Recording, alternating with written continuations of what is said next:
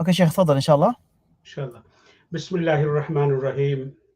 Allahumma lakal hamdu hamdan kathiran tayyiban mubarakan fih. Wassalatu wassalamu ala abdika wa rasulika Muhammad wa ala alihi wa sahbihi ajma'in. Rabbi shrah li sadri wa yassir li amri wa ahlul uqdatan min lisani yafqahu qawli.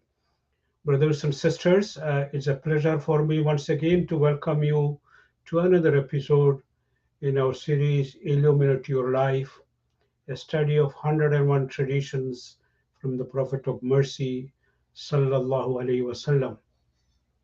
And today I have a beautiful hadith on gentleness. This is a beautiful trait of character you and I must practice. Most of us, including myself, forget it. So let us try to read that tradition in Arabic and translate it and explain some of its beautiful lessons so that we can enhance our understanding and practice of Islam. Ya Aisha, inna Allah rafiqun yuhibbur rifq wa yu'ti ala al-rifqi ma la yu'ti ala al-unuf wa ma la yu'ti ala ma siwahu. Al-Rawi Aisha al-Mu'minin, al-Masdar Sahih Muslim. The Prophet, peace be upon him, told Aisha, Aisha, Allah is gentle and He loves gentleness. And He gives such rewards for gentleness that He does not give for rudeness or anything else for that matter. Narrator is Aisha, the mother of the faithful, radiallahu anha, and the source is Muslim. And of course, it is also found in other collections. The context of this hadith will shed further light on what the Prophet meant to teach us. A group of Jewish people who were hostile to Islam came and greeted the Prophet saying, Assalamu alayka. Instead of saying Assalamu alayka, they said, address him saying, Assalamu alayka, woe and death to you. On hearing this, Aisha became enraged and she burst out, May Allah's wrath and curse be fall upon you. On hearing a response, the Prophet ﷺ uttered the above words, Ya Aisha, Inna Allah rafiqun yuhibbur rifq. Aisha, Allah is gentle and He loves gentleness. So He wanted to teach her that one should be gentle in our response, even if they were mean. Of course, they were surely mean as they addressed the Prophet, wished death for him. The word Rafiq is the name of Allah mentioned here. Rafiq means gentle, soft, tender, gracious, courteous, or lenient. It is one of the most beautiful names of Allah subhanahu wa ta'ala. وَلِلَّهِ الْأَسْمَاءُ الْحُسْنَى. Allah has all the beautiful names and Rafiq is one of them. The believers are to emulate the beautiful attributes of Allah. So Allah's attribute of Rifq is manifested in the natural order, in the creation environment, the nature, the creation around us, as well as in the moral order that Allah has prescribed for us. Allah could have created the entire universe all in one stroke. He didn't do so, even though He had the power to do it. And nothing could have stopped Him. But He, instead of doing that, He chose to make them evolve in stages. Of course, there is evolution in nature.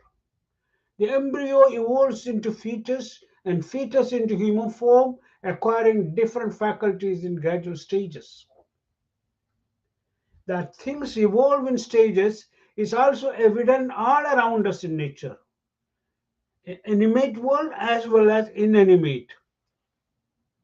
They are evolved. The same holds true for the moral order that Allah has decreed for us. That is why Sharia evolved. Hence, the diversity of Sharias. Sharia, different Sharia for different times. And coming to the final Sharia, the Sharia of Muhammad sallallahu alaihi wasallam, the Sharia Muslims practice or to practice, it has also evolved. Hence the difference between the Meccan and Madinian phases of the Quran as well as the divine Sharia. Aisha radiallahu anha tells us that laws of haram and halal were revealed in gradual stages. It should be haram and halal. Haram came only later in Medina. Allah, out of mercy for us, did not reveal the laws at once in one stroke. Instead, He adopted a gradual method of revealing the laws. And within the final version, also, there is so much latitude and flexibility, as we have been discussing in other courses and sessions. Allah wants us to practice gentleness in all things. Thus, when Allah sent Musa alayhi salam and Harun alayhi salam to preach to Pharaoh, Allah addressed them saying, اذهبا إلى فرعون إنه طغى فقولا له قولا لينا لعله يتذكر أو يخشى. Go both of you to Pharaoh, for he has indeed transgressed all bounds. He is tyrannical, and yet speak to him gently. So perhaps he may be mindful of me or fearful of my punishment. Thus, even addressing Pharaoh, the tyrant, the prophets, Prophet Musa and Harun were ordered to be gentle and gracious. Likewise, even though the Prophet's enemies wished him death and destruction, the Prophet advised Aisha not to retaliate in the same manner. She was told to be gentle. Therefore, gentleness is the principle to adopt in all circumstances. The Prophet said, ما كان الرفق في شيء قط إلا زانه ولا عزل عنه إلا شانه. Wherever there is gentleness, there is beauty. And when gentleness is taken away, things become ugly. There is ugliness. The Prophet ﷺ said, من رفق بأمتي رفق الله به ومن شق على أمتي شق الله عليه. He who is gentle and gracious with my people, Allah will be gentle and gracious with him. He who is hard on them, Allah will be hard on them too. Explaining this concept, Imam Ibn al-Qayyim rahmullah said, beautiful, extremely profound scholar, whoever acts gently with the servants of Allah, Allah will be gently with them. And whoever is merciful to the servants of Allah, Allah will be merciful to them. Whoever is kind and generous with the servants of Allah, Allah will also be kind and generous with them. And whoever benefits the servants of Allah, Allah will benefit them too. And whoever covers their faults, Allah will cover their faults too. And whoever withholds favors from the servants of Allah, Allah will withhold his favors from them. In other words, whatever attribute you display in dealing with others, that is the way Allah will treat you and deal with you. The Prophet embodied gentleness in his dealing with everyone, including the most uncivilized or uncultured, unlettered people.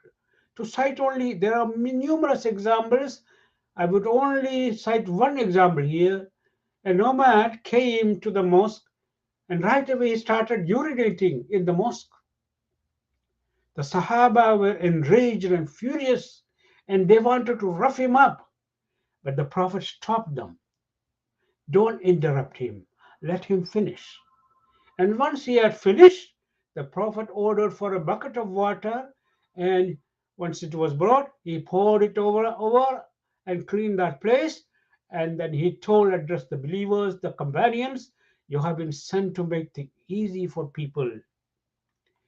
Later on, the man was heard supplicating to Allah, Allahumma arhamni wa Muhammadan warham Muhammadan wa la tarham ahadan ghayrana. Oh Allah, have mercy on me and have mercy on Muhammad.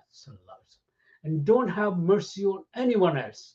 because everyone else was rude with him except Rasulullah sallallahu alaihi wasallam. But on hearing this, the Prophet told him, "You have limited the unlimited, because the mercy of Allah is limitless. It embraces all of His creation, so no one has the right to limit it." Lessons, beautiful lessons to learn from this hadith is gentleness is an indispensable trait of character for all believers. We ought to practice it at home, with our family, our spouses and kith and children and kith and kin. We must extend the same to our neighbors and wider society. And to be practiced, rulers should practice it, leaders, teachers, and preachers. We also to practice it even with our enemies, even if they are tyrants. That is the lesson we learn from the beautiful story of Musa and Harun alayhi salam, who were the chosen messengers of Allah. أقول قولي هذا وأستغفر الله لي ولكم والسلام عليكم ورحمة الله وبركاته.